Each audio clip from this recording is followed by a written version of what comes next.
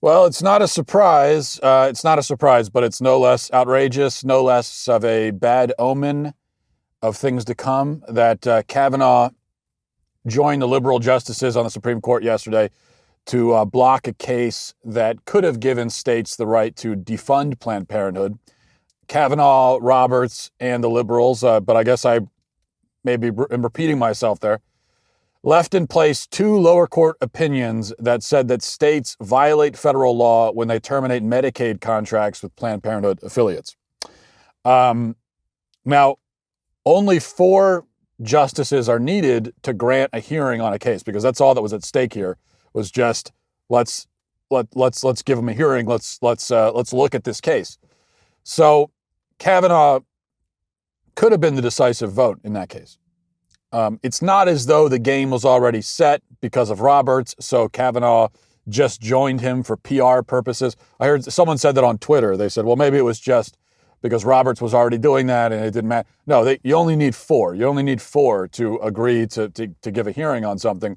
So his vote was decisive, and he sided with the liberals. It is now very hard to see Kavanaugh voting to overturn Roe. It was already, and there were those of us who warned of this back when he was nominated, that it was already far from a slam dunk that he would vote to overturn Roe. But now at this point, it's really hard to see it. It's hard to see him even allowing a case like that to be heard in the first place, because I think sometimes people forget that in order for there to be a vote on Roe, first you have to have a case challenging Roe that makes its way all the way up to the Supreme Court, and then the Supreme Court justices have to agree to hear it in the first place. We know that the liberal justices would never agree to it, and now I think we've got a pretty good idea of where Roberts and Kavanaugh would fall on that. And this isn't even an abortion rights case. Abortion rights, I put scare quotes around that. This is just a case about the rights of individuals to not have their tax money go to abortion conglomerates. Theoretically, a pro-abortion person, if they cared at all about liberty, and I know that if you care about liberty, you're not going to be pro-abortion, but if there was anyone who's pretends to be more libertarian-minded, but for some reason doesn't understand how that concept, how that principle should extend to the unborn, they should still be in favor of allowing states to defund, because that's what this is all about. This is about, should Planned Parenthood, that business that earns over $1 billion, or that's worth over $1 billion, should it continue to receive funds from the state? So we know where Kavanaugh stands on that. Meanwhile, the new Congress with the Democrat-controlled House will be taking over in January. I think they'll be in session on January 3rd, I believe. And guess what hasn't gotten done? Well, a lot of things haven't gotten done, actually. The wall, for one. There's no wall. Obamacare is still in place. The budget isn't balanced. Fiscal responsibility was not established. But on top of that list, on top of that extensive list of failures, I think at the very top of that list is going to be the fact that Planned Parenthood was never defunded. And it's not enough to say that Planned Parenthood was never defunded. It's actually a lot worse than that. The truth is that Planned Parenthood was actively funded. It wasn't just not defunded, it was funded. The choice was made by this Republican Congress it was made again and again and again to actively fund Planned Parenthood. And that choice was also signed off by the president. So it really seems like Planned Parenthood will never be defunded. This institution that kills 330,000 humans a year will continue to be funded by the government. And do you know why? I think you must know why. Because there is no pro-life party. There isn't even a pro-liberty party, because you only need to be in favor of liberty. Like I said, you could be lukewarm on life. You could say, take it or leave it, life, I don't know. But if you care about freedom, if you care about economic freedom, let's say, because if you care about freedom in general, then obviously you're going to care about life, because you can't have freedom without life. But let's say you're one of those socially liberal types, but you claim to care about economic freedom. Well, in that case, you would say, or you should say, if you really are if you care about economic freedom, you would say it's obviously tyrannical to force people to fund this company that half of the country detests and loathes and wants nothing to do with. So we don't have a party that cares about any of that. We don't have a party that cares about pro-life. We don't have a party that cares about economic freedom, which is why we gave it control of the entire government, and it couldn't even get this job done. Instead, we get Planned Parenthood funding, and we get a Supreme Court justice who won't even let us hear a case that might defund it. I think we need to understand something else if we don't already understand this. For most Republicans, okay, abortion and Planned Parenthood and all of the issues attached to it, abortion and all that means, it is a great issue for them. Okay, for Republicans. It's not a problem that they want to get rid of. It's not an evil to them. It is an issue. And it's great because it can be used to convince people to vote for them. But if abortion ever goes away, or Planned Parenthood funding ever goes away, then they no longer have that issue anymore. Now, in a sense they do, because they could argue that, well, the other guys want to reinstate these things, so you got to put us in to stop them. But that's never as strong as being able to say, there's this terrible thing happening, we need to get rid of it, and we're the only ones who will do that. So they want this, they have this issue, they want it. It is advantageous to them. They could care less about the content of the issue. They could care less about solving any problem. They could care less about stopping it. Worse than that, they don't want to stop it. They want the issue. And if that much isn't clear to you by now, I don't know what will ever make it clear. There are some exceptions to this rule. You know, this is not true of every Republican necessarily, but it is true of most of them. They don't care about this. And that's why I don't see any changes in the near future. I don't see any way that any of this changes in the near future.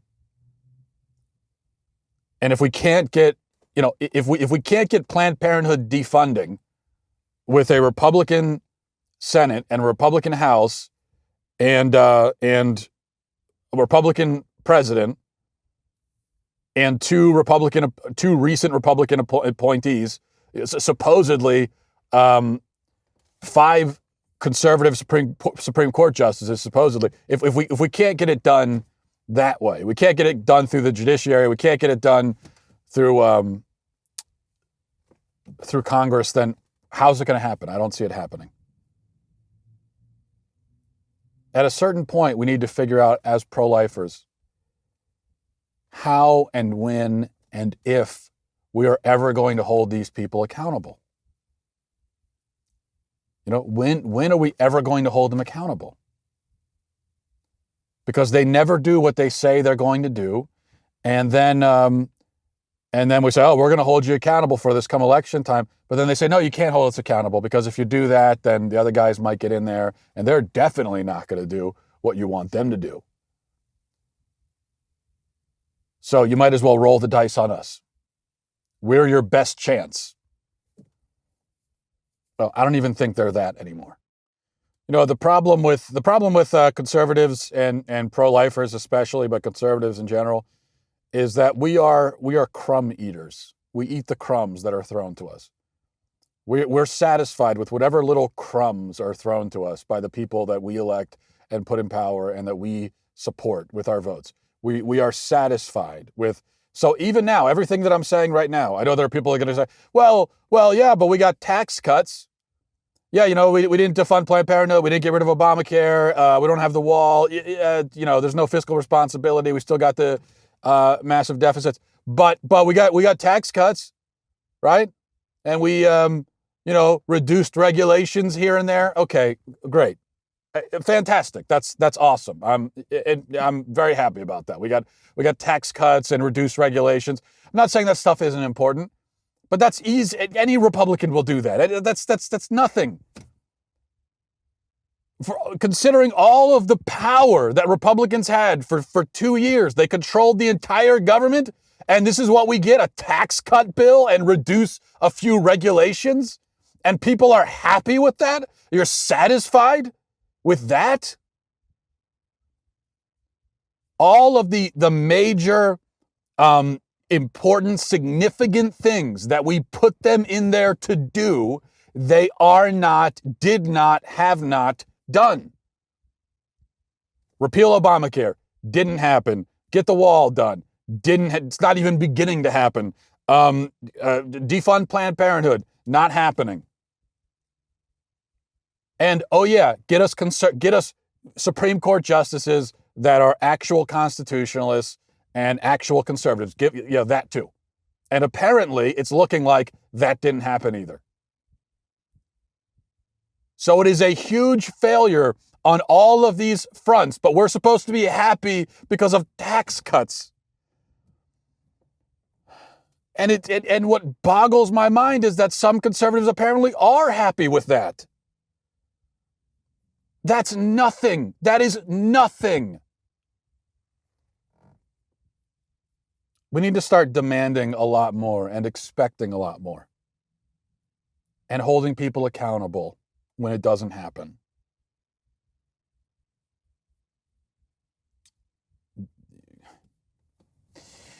All right. Here's something interesting. Mark Perry, an economics professor, shared something on his Twitter yesterday. It's from the Bureau of Labor Statistics, and it lists the top 20 most dangerous jobs based on fatal injury per 100,000 workers. I want to read, hold on, I got to pull this up. I'm going to read some of these to you. These are the most dangerous jobs in America, the most recent tally, anyway, of the most dangerous jobs in America. So we have number one, logging workers. That is 95% male. So I want you to, as I read these jobs, I want you to notice if there's anything that, that they all have in common. So number one, logging workers, the most dangerous, the most fatal job in America, 95% male. Fishing workers, 99.9% male. Number three, aircraft pilots, 94.8% male. And as someone with a fear of flying, the fact that aircraft pilot is the third most dangerous job in America makes me extremely uncomfortable. Number four, roofers, 91.4% male. Refuse collectors, 98% male. Truck drivers, 94% male. Iron and steel workers, 98% male. Farmers and ranchers, 75% male. Agricultural workers, 79% male. And then it goes on, and then the 20th most dangerous job is mining, and that is 99.9% male.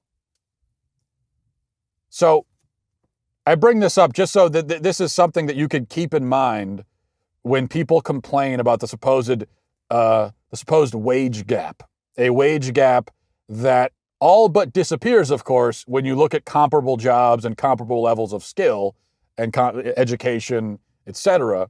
The way they get that wage gap figure, the 75 cents on the dollar that women make or whatever it is, the way they get it is to broadly compare all men in the workforce to all women without at all accounting for the actual jobs being done. So the 75 cents on a dollar figure is, of course, meaningless. But if you were wondering where it comes from, this should give you an idea. If you were wondering, okay, fine, we're not taking into account the jobs they're doing, the skill level, training, any of that, hours worked, that doesn't take into account. But still, there is this difference when you lump everything together. So why do we have that difference? It's because men do the more dangerous, the more physically demanding jobs, and they are rewarded accordingly. For comparison's sake, there are some jobs that are dominated by women. So according to USA Today, here are some of the jobs that are dominated by women. Public relations specialist, social and community service manager, production planning and expediting clerks, parking enforcement workers, technical writers, non-farm animal caretakers, fabric and apparel pattern makers, writers and authors, opticians, bakers, graders and sorters, public relations managers, pharmacists, natural science managers, and veterinarians. That is the number one female-dominated field. So those are all jobs that require skill. Those are, most of them, important jobs. But none of them are dangerous. None of them are anywhere near as physically demanding. And so this tells us why this difference exists, on top of other reasons too. Men tend to work more hours as well. Men are more willing to work overtime. Men are more willing to work on weekends. I think I also read that men are more willing to travel, further for a job. And that goes down to it's just a matter of priorities. Women tend to prioritize other things like their families and their relationships. And that's good. That's a positive thing. It's good that women value those things. I think as men, we should value those things more than a lot of us apparently do. But not to say that people who work a lot of hours don't value their families, but I'm saying, speaking generally, men tend to put more of a value on sort of career ambition and succeeding in the job, and women tend to put more value on the family. And the thing is, the family is the more important thing, so they've got that one right. And men are simply more willing to work these jobs. If you look at how dominated these fields are by men, logging, fishing, mining is a 99.9% male job. It also, it pays pretty well most of the time. But why is it 99.9% male? Is it 99.9% male because women are excluded? Because women are getting, you've got a whole bunch of women that just really want to work in the mines, but they aren't allowed to. Long haul truck drivers, that's a 94% male occupation. Is it because all these women are clamoring to be long haul truck drivers, but they aren't allowed to? Or is it just that women, for the most part, have no interest at all in doing those jobs? I think that's the reason. And so that's why they aren't paid the same. All right, last but not least, some sad news. One of the great power couples in the world today is splitting up. And I hate to have to tell you this. According to the Irish Post, an Irish woman who married the ghost of a 300-year-old pirate claims that the couple has now split up. Amanda Teague married a Haitian pirate named Jack earlier this year. I don't know if you remember hearing that story. It was at the time anyway, it was a great romantic story. The wedding took place on board a boat in international waters off the Irish coast. And everything seemed to be going well at first, but now, and it hasn't even been a year. And now apparently they're breaking up. Which is really the second bad break for Jack, because he was executed on the high seas in the 1700s. So he's executed, he's dead, he's a ghost. He finally finds love, and now that is even falling apart.